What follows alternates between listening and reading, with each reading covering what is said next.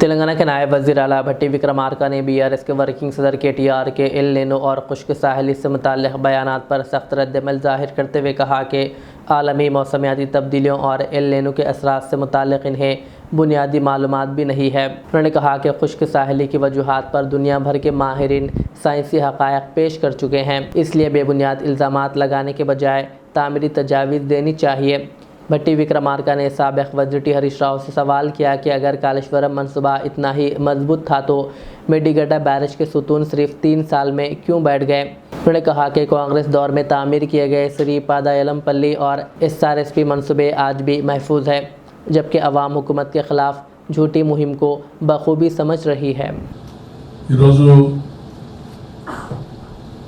NPDCL సంబంధించి నేను ఇచ్చినటువంటి ప్రెజెంటేషన్ ఈ ప్రాంత ప్రజల అవసరాలు పూర్తిగా దృష్టిలో పెట్టుకొని మోడరైజ్ చేసుకుంటూ ఎప్పటికప్పుడు అప్డేట్ అవుతూ ప్రజలకు ఇచ్చేటువంటి మీ సర్వీసెస్ని సంతృప్తిగా చూసాం। ఈ సందర్భంగా మేము అభినందిస్తూ ఉన్నాం।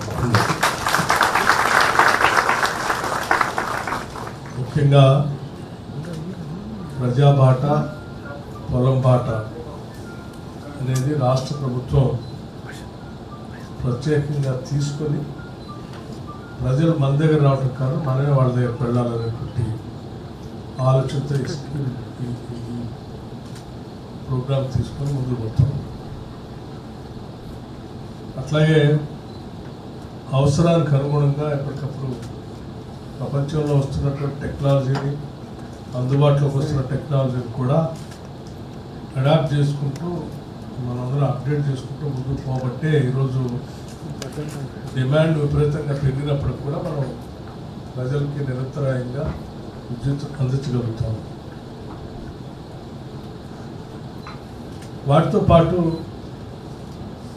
ప్రజలకు నిరంతర సేవలు అందిస్తున్నటువంటి కార్మికుల్ని, లైన్మెన్స్ని, అట్లా ఈ శాఖలో పనిచేస్తున్న అందరు లైన్మెన్ దగ్గర నుంచి మొదలు పెడితే CMD వరకు కూడా ప్రజల జీవన స్థితిగతులు మెరుగుపరచడమే కాకుండా మన ఆర్థిక వ్యవస్థకు కూడా మూలాధారమైనటువంటి ఈ పవర్ సెక్టార్ని నిరంతరం రెప్పపాటు కాలం కూడా డిస్టర్బ్ కాకుండా నిరంతరం అందించడం కోసం ప్రయత్నం చేస్తున్న మీ అందరి జీవితాల గురించి కూడా ఈ ప్రభుత్వం క్షుణ్ణంగా ఆలోచిస్తుంది కాబట్టే చాలా కార్యక్రమాలని ప్రభుత్వం చేపట్టింది।